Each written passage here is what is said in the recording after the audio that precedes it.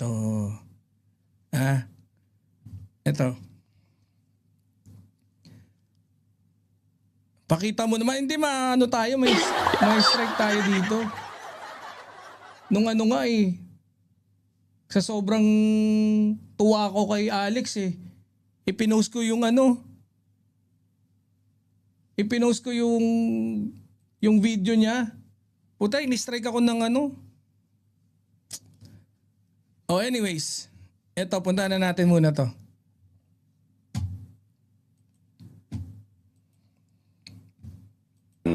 Labeling, matagal na yan, they have been labeling Mr. Romualdez as the mastermind.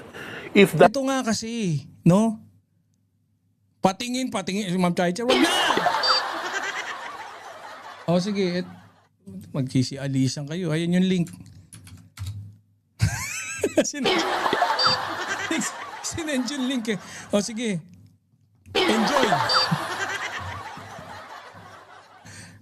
Ato.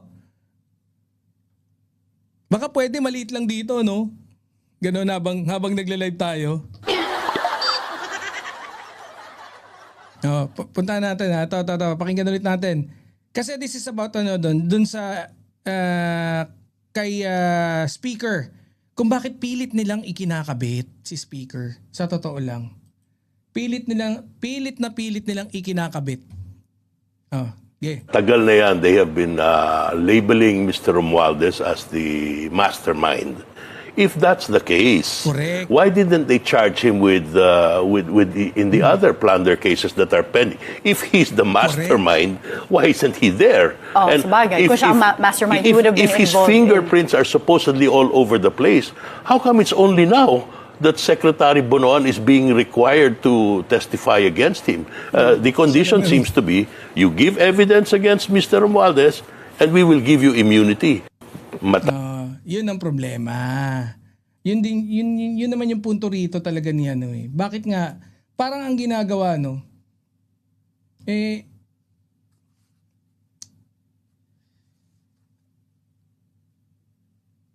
kung talagang mastermind nga siya, bakit hindi siya madaling ikabit, no? Dapat lahat, karamihan ng mga flood control projects na dumaan bilang nung speaker siya, hindi ba dapat lahat mas madali siyang dahil siya yung mastermind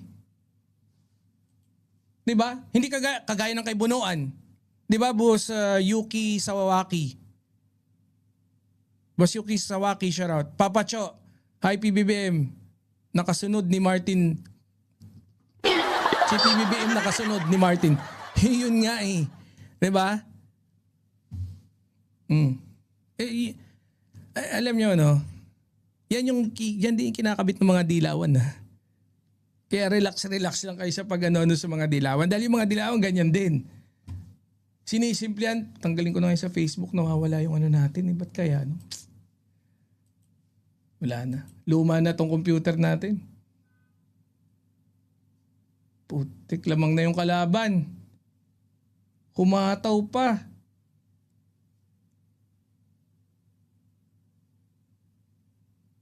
Malungkot yung Ayoko na. Mamaya na. Baka mamaya jinx ako Hindi ko napapanoorin. Kaya guys talaga a test of credibility. Kapag yung saksi ay sinungaling, guguho yung kaso ng ombudsman. Ilang araw na natin itong tinatopic pero talagang hindi ko alam no? May mga ibang tao talaga na hindi nga yata nila alam Hindi yan. Pag nakalusot kay Speaker Martin yan, konting kembot na lang. Boss Nandi, nagpapaniwala kayo sa mga dilawan, ano sasabihin? Hindi. Kutya, dadalihin tayo ng mga dilawan, Brad. Maniwala kayo. Si Magalong nga, walang nakuhang evidence hanggang umayaw na lang, wala naman sila ebidensya. Kaya nga puro daldal lang di ba? Ang dami pang kakilalang congressman daw ni Magalong. Oo, nausog ko nga, Ma'am Antots ang daming tropang mga congressman. Isang dangkal daw yung yung mga ebidensyang nakalap niya Yung mga dokumento Pucha, basura lang pala. Di ba? Maging seryoso tayo rito Siyempre, may nagaganap na malaking banggaan sa pagitan ng mga pangunahing institusyon ng batas sa ating bansa. At nagdudulot ito, siyempre, matinding kalituhan sa publiko. Paano magiging magkaibang direksyon ng DOJ at saka ng Ombudsman? Paano nangyayari yun? Habang sinasabi ng Department of Justice na may probable cause para kasuhan ng perjury at cyber libel yung tinatawag na 18 Maleta Boys, itinatali naman ng Ombudsman yung kanilang investigasyon gamit yung saksi laban kay Speaker Martin Romualdez. Sandali lang. Paano mo gagamitin yung mga taong napatunayan ng nagsinungaling sa ilalim ng batas? Di ba, Boss Romy Barcibal? Paano?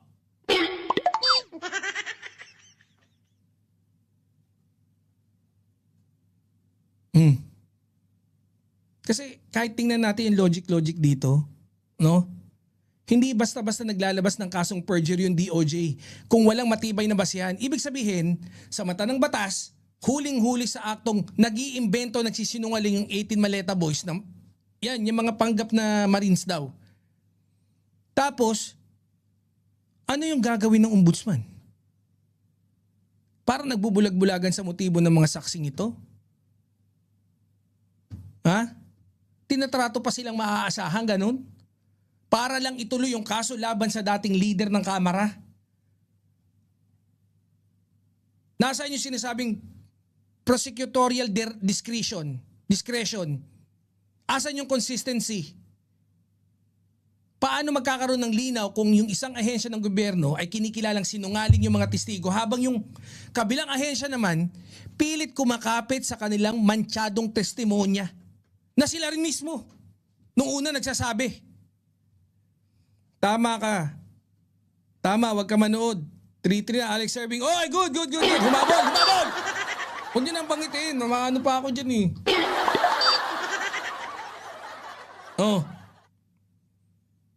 Sabi nga sa ating legal maxims, no? Kapag ang pundasyon ng bahay mo ay bulok, guguho yung buong istruktura. Paano ang kaso tatayo yung kaso sa Ombudsman? Laban kay Martin. Kung yung mga pangunahing testigo nila may kinakaharap ng kasong kriminal para sa pagsisinungaling. Buti sana kung kaso tumae dun sa bakuran ng kapitbahay. Trespassing. Kaso hindi Yung kaso pagsisinungaling So, huhugot ka ng katotohanan, no? Doon sa mga taong napatunayang sinungaling. Aba.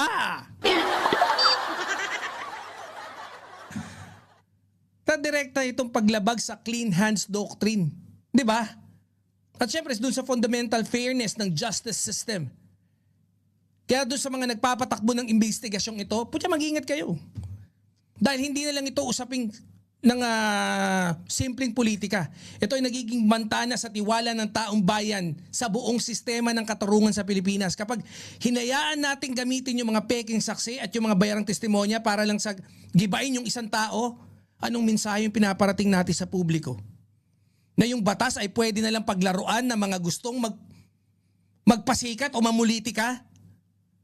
Hawag nating hayaang lamunin yung ng tinatawag na selective justice o political prosecution yung ating sistema. Obligasyon ng bawat institusyon na itaguyod yung integridad at due process ayon sa ating konstitusyon. Kung ang DOJ mismo ay nakahanap ng sapat na ebidensya na sinungaling yung 18 na kupal boys, no? Yung pagpilit ng ombudsman na gamitin silang sandata ay hindi na hustisya. Isa na itong lantarang mapanganib na laro na nilalaro ni Ombudsman Boying. If there is an evidence, file charges, wag nang pangalandakan pa sa social. Correct. Potriela! Yes!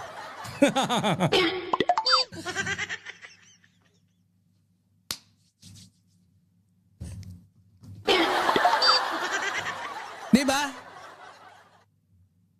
Mapanganib yan larong yan. Brad, wag kayong maglaro ng ganyan. Kaya guys, no, abangan natin to ha. Kapag tuluyang gumuho sa korte yung kredibilidad ng mga saksing yan, siguradong sasama sa hukay yung anumang legal na basehan ng ombudsman laban kay Romualdez. Kaya itigil na natin yung pamumulitika gamit yung mga tainted na testigo. Huwag nating sirain yung natitirang tiwala ng taong bayan sa ating mga hukuman para lamang sa pansarili nyong interes. Ombudsman Boyeng, shout out.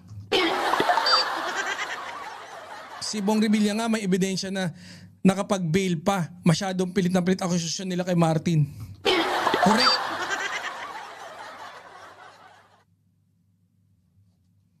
Huwag kayong ganun, Brad. Isihan nyo lang yung pambubogus.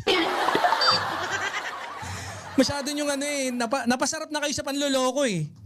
Ha? Preno-preno din kayo konti. Di ba? Akala nila okay na eh. Sabi niya, okay na to. Tara, manloko na tayo.